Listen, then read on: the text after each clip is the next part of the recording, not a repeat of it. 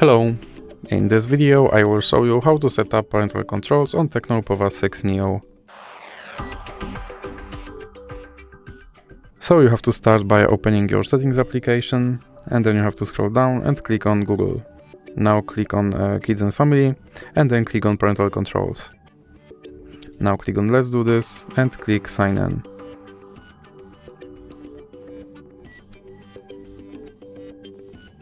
And now you have to enter your email address. Then click Next. And here you have to enter your password. Now click I agree. Then click Accept. And now click on Supervise. And here click on Next. And now you have to enter your parent email address. Then click Next. And now you have to enter your parent password. And now you have to scroll all the way down, and here you have to enter your child password again.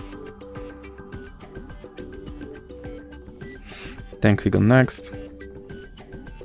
And click Allow. Click Next again, and click Done. And now your parental controls are set up. So that's it for this video. If you liked it, please remember to leave a like and subscribe.